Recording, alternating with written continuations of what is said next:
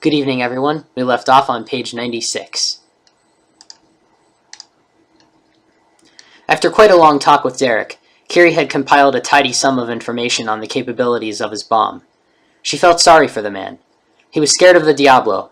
He believed, probably correctly, that they would take him out whenever they wanted to. And now that he had given Kiri what she needed, he was sure he would be dead the first day he went to jail.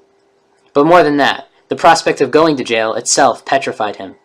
He couldn't cope with the idea that he might not be there for his son because he would have been killed by a Diablo member in jail. "I never meant for it to go this far," he had said, his voice strained. "I didn't want to build any bomb with my discovery, but I didn't have a choice.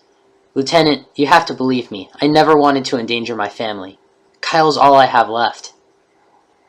Kiri had nodded after these words, but remained silent. After Teresa, I couldn't keep working and living in that house.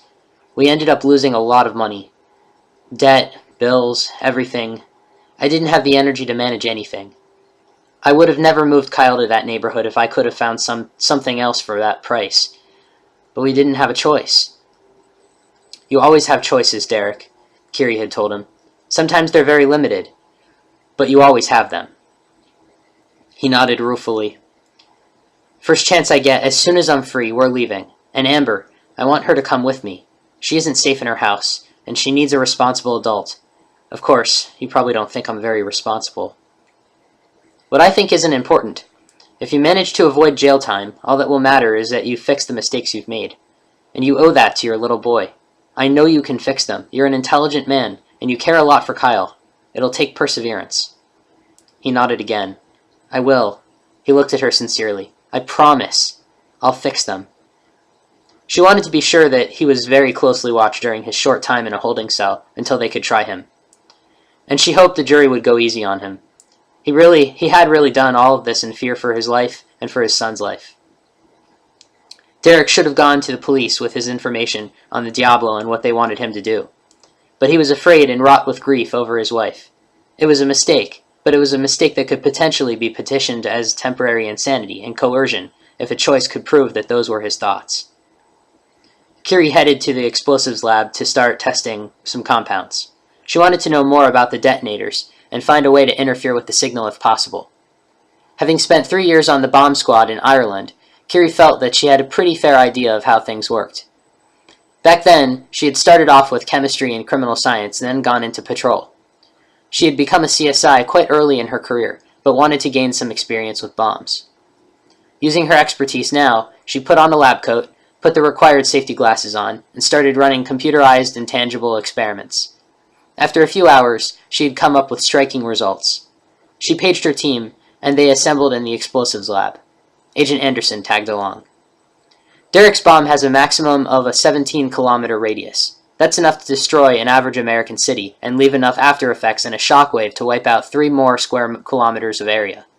Now, after I did a bit of tweaking, I discovered that a bomb of this sort, no matter how you modify Derek's original model, and as long as you stick to the general structure, can only detonate on certain frequencies. The detonator is quite sensitive. Derek programmed it for this frequency." She showed them the model on her computer. "But it can go anywhere from here." She adjusted it to here. "We can intercept it," she concluded, but added, "at least remotely. Now, the jamming device would be easy to construct. It would take either a Diablo member or a terrorist physically setting the bomb on a mechanical detonation in order for it to detonate, as long as we set the jamming device." Anderson nodded, as did Kiri's team. "Mr. Banning, Miss Lee, what did you find in the way of internet activity?" "The suspected Diablo members we've been tracking haven't done anything illegal, at least not that we can see. They're being careful all of a sudden," Greg said. "Interesting," Kiri commented. "Okay, I want round-the-clock covert surveillance on all suspected Diablo members. Internet activity and physical activity should be tracked," she said. "I also want suspects' emails intercepted in red. Greg, Sarah, you're our resident message reconstructors. Make sure nothing slips through your fingers because it was deleted." The younger CSIs nodded. Kiri turned to Nikki and Justin. "Have you two and Agent Anderson finished?" "They were quite helpful," Anderson said. "We have a lead on Tejada's whereabouts. The Bureau's following it." Kiri nodded. "Good work. Any other cases, Justin?" "2 others. Hans is processing a body Nikki and I brought in after we finished with Agent Anderson, Justin told her. That case is unrelated to this, though. At least we think so. Nikki was questioning a suspect when she was called in for this. Keep me posted. What about the other case? Curie asked. We put it aside for the moment. It's a John Doe, found in an alley, probably homeless. Any indication that it might have been related to this? None at all. The man wasn't wearing any ID. He was hardly wearing anything at all, Nikki commented. Hans said he'd process the body after he's done with our first case.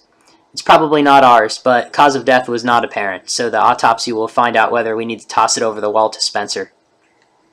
Good work, you two. Follow up on those, but remember, this case takes precedence. If something comes up, I want your energy shifted. They nodded, and took that as a dismissed. They departed together to work on their cases. We need to get some late lunch. Want to go down to the cafeteria and see if they got something to go? Justin asked Curie and Anderson. Sure, Anderson said, and Curie hesitated. She had work she could be doing, but her stomach growled, and she complied. On the way to the elevator, which was finally fixed, Curie's phone rang. Excuse me, she said, and stepped aside as she flipped it open and looked at the screen. Miss Gregory, what can I do for you? She asked, surprised. Why was Miss Gregory calling from school? She looked at her watch. It was 15:30. Is your husband occupied? I don't think so. Have you tried his phone? We have, several times. He hasn't picked up the children yet, and school ended a half hour ago. We understand you both work, but usually parents pick up their children on time, the woman said curtly. I apologize. I'll be right down to get them. Thank you, Lieutenant, Miss Gregory said. Curie flipped the phone closed, feeling a slight flutter of panic. She pushed it down and clipped her phone to her belt. Justin, she said, jogging up to catch up with him. I need to leave. Call me if anything comes up. I'll be back soon. He nodded. Of course. Is everything all right? It's a family matter, Curie said quickly, evading the question. She took the stairs, taking two at a time and almost running to the car. She pulled her phone out on the way, leaving it closed and attempting to call Connor on audio only. He wasn't answering. She looked at her watch. It wasn't like him to be late. In 5 years, Connor had never failed to pick up the children or answer his phone without first telling her that he would be unavailable. As she got in the car and began driving, the rational thoughts of what might have happened crossed her mind. Connor had not mentioned that he wouldn't be there to pick up the children the next day, so this was unplanned. If it had been an emergency or an unexpected meeting with his agent, he would have called her. He would have told her right before he left so that she picked the kids up. The other possibility was that she was supposed to pick the kids and forgot, or that her phone had failed to alert her to the schedule. She checked her phone's calendar, but there was nothing family-related scheduled for today. Curie called the school back as she drove. Thornbury Schools, the secretary answered. May I speak with Miss Gregory, please? This is Lieutenant Curie O'Malley with the Chicago CSI. Of course, the secretary said, and patched her through. Yes, Lieutenant, Miss Gregory's voice answered. Miss Gregory, I wanted to ask you to keep the children inside and where you can see them, please. The children are waiting by the curb for you, Lieutenant. There is a teacher outside with them, Gregory told her. I want my boys inside where you can see them, Curie insisted. All right, of course, Miss Gregory complied, feeling uncomfortable. I'll be there in a few minutes. Thank you, Lieutenant. Curie flipped the phone closed and then opened it again. Call Connor, she said into it, and it called Connor's phone. No one answered, once again. She tried the house phone. Nothing. Curie sighed. This really wasn't like him. And traffic was horrendous. How was she going to get home in under an hour? And why were all these people on the road anyway? Wasn't this before rush hour? Did they all work at banks? Curie and Connor had such a set routine that they even had a system for calling each other. First try the cell phone, since it was genetically fused to both of their belts. Then try the house phone or work phone, depending on who was trying to reach whom. Then, if Connor needed to reach Curie, he would call the receptionist at the Chicago PD headquarters, and if Curie was trying to reach Connor, he would also leave her the number of the place that he would be during the day, which was sometimes the publisher's office downtown, sometimes his agent's in-home office, sometimes somewhere inspirational. He had learned early on that someone in the law enforcement field did not appreciate being kept in the dark as to his whereabouts, so even when he got a whim to head to the beach for inspiration, he would tell her. Today, he was home, and no one was answering. With the process of elimination and a very bad gut feeling about all of this, Curie resolved to hover. This was indeed an emergency. Connor was either unable to call or answer, or he was not there at all. She turned on her lights and sirens and then activated the hovering mechanism. She drifted past the slow-moving traffic and the shoulder, lifted up, and sped toward LaGrange at the maximum safe speed. On the way, she figured she'd better call for backup just in case. "This is Lieutenant Kiri O'Malley. Dispatch, do you copy?"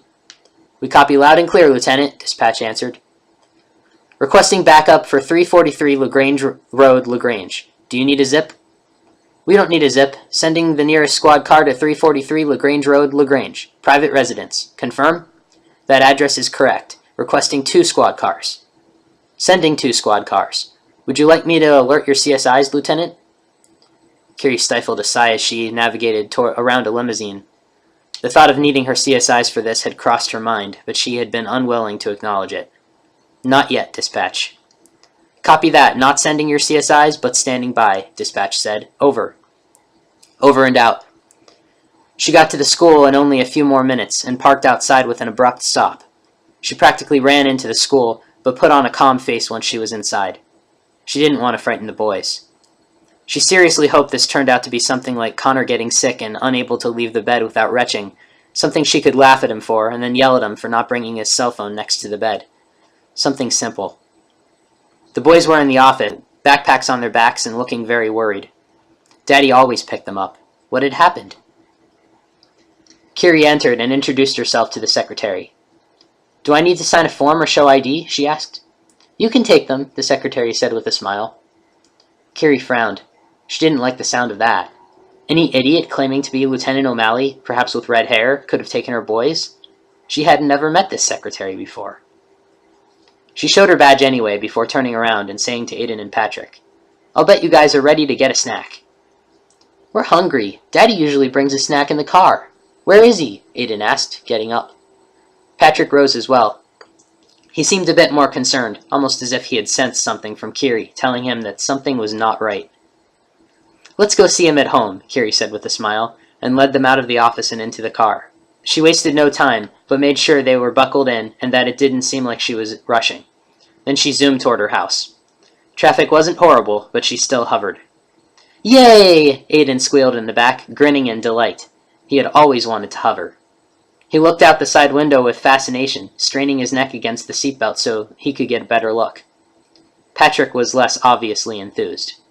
He clearly realized something was going on here, and while he normally would have joined Aiden in the squeals of delight, he sat quietly now. A quick look at the back seat revealed that Patrick's hands were folded. Kiri wondered if he was praying. She knew she was. We'll read more tomorrow.